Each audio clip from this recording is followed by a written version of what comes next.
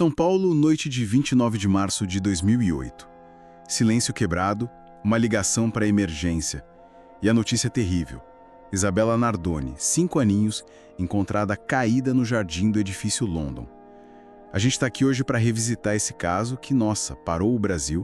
Vamos olhar os materiais, os relatos da época, tentar entender o que estava por trás, né? Exatamente, porque a primeira versão que saiu, nos registros iniciais que a gente viu, falava de acidente, talvez um assalto que deu errado, sabe? Sim, essa era a primeira impressão. Só que essa narrativa, ela começou a ruir muito rápido. E o que apareceu foi algo bem mais sombrio, uma coisa doméstica, muito perturbadora. Isabela, só 5 anos, filha da Ana Caroline Oliveira e do Alexandre Nardoni. Eles estavam separados. Isso. E o Alexandre morava num apartamento com a nova esposa, a Ana Carolina Jatobá, e os 2 filhos pequenos deles. A Isabela passava o fim de semana lá com eles, naquele fim de semana específico. E as fontes que a gente analisou, elas descrevem assim uma relação mais distante, né, entre a Ana Carolina e o Alexandre depois que separaram. E tem também relatos de vizinhos, que constam nos autos, sobre brigas, discussões frequentes lá no apartamento do Alexandre e da Ana Jatobá. Detalhes que, olhando para trás, ganham um peso enorme, né?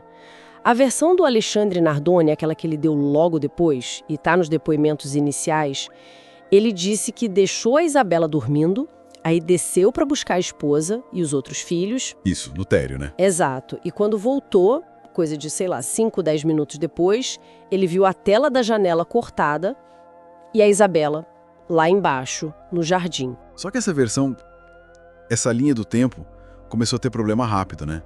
Começou a não bater com as evidências. Um dos relatórios periciais que a gente revisou, ele é muito claro. A tela de proteção que foi cortada era do quarto dos irmãos da Isabela. Exato. Não onde ela supostamente estava dormindo. E como que a defesa lidou com essa inconsistência assim no começo? Pelos documentos que a gente viu. A defesa tentou, né? Tentou argumentar que era confusão do momento, o choque. Mas a perícia foi, assim, muito firme. Além da tela, não tinha sinal de arrombamento, de luta com outra pessoa, nada foi roubado. Nada. E o que realmente, assim, virou o jogo da investigação e está detalhado nos laudos foram os vestígios de sangue. Gotinha, sabe? Mas estavam lá, no quarto das crianças, no corredor, no carro da família. No carro também? Sim. E um detalhe que os relatórios destacam muito, tinha vômito na camisa do Alexandre. Nossa. E o exame no corpo da Isabela? Aí veio a parte mais chocante, talvez. A análise médico-legal, que é um documento-chave nos autos que a gente acessou, foi conclusiva. A Isabela foi agredida antes da queda. Antes. Ela tinha sinais de esganadura, fratura no pulso, que é lesão típica de defesa, né? Aconteceu enquanto ela estava viva, ferimento na testa, uma pequena hemorragia cerebral. E a causa da morte registrada foi parada cardiorrespiratória por asfixia. Depois veio a queda. Os peritos foram muito claros. As lesões não batiam só com a queda do 6º andar, entende? Não tinha como ser só a queda. Não. Havia evidências de que tentaram calar a menina. Hematomas internos na boca, por exemplo. A história de acidente ou ataque de fora simplesmente desmoronou com a ciência forense. O Brasil parou. Os relatos da época falam numa comoção assim geral. 98% da população acompanhando o caso. É um número impressionante. Tinha vigília, protesto e a mídia, né? Uma cobertura muito intensa. Alguns artigos que a gente analisou até criticam essa cobertura. Falam num jornalismo, sabe? Uma espetacularização da tragédia. Sim, esse é um ponto delicado, né? Que foi levantado depois. Onde que tá a linha entre informar e explorar o sofrimento? Mas diante das provas que foram surgindo... As provas eram fortes. Muito. Em 18 de abril de 2008, que seria o dia do aniversário de 6 anos da Isabela, o casal Nardoni foi indiciado por homicídio qualificado. E o julgamento, lá em março de 2010, foi um evento nacional mesmo. E a condenação pelo júri foi pesada. Mais de 31 anos para Alexandre, mais de 26 para Ana Carolina. Anos depois, claro, a progressão deles para o regime aberto gerou mais debate, né? Sobre o sistema penal. Mas, para além do crime em si, que legado esse caso deixou? O que as fontes que a gente estudou apontam?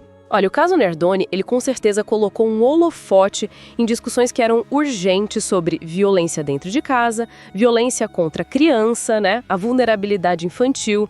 Existem registros de debates que levaram a um reforço em políticas de proteção. O ECA foi citado. O Estatuto da Criança e do Adolescente? Isso. Novas campanhas de conscientização surgiram, mas também mostrou como é complexo provar crimes que acontecem ali, na privacidade do lar, né? Atrás de portas fechadas. E levantou aquela questão incômoda sobre o papel da mídia. Como que essa pressão toda, essa narrativa que a mídia constrói, pode acabar influenciando a percepção das pessoas? Até a percepção da justiça, talvez. Fica essa reflexão, né? Olhando toda essa documentação, essa análise, será que a gente aprendeu o suficiente para proteger outras Isabelas? As redes de apoio, a vigilância, elas são realmente mais fortes hoje? Ou foi aquela comoção do momento que depois se dissipou sem mudar as coisas de forma profunda e estrutural? É algo que fica martelando, sabe? Uma história terrivelmente triste, com ecos que a gente ouve até hoje. Na nossa próxima análise, a gente vai mergulhar em outro caso que também chocou o Brasil, marcou época e levantou questões bem complexas sobre família, dinheiro e premeditação. O caso Richtof.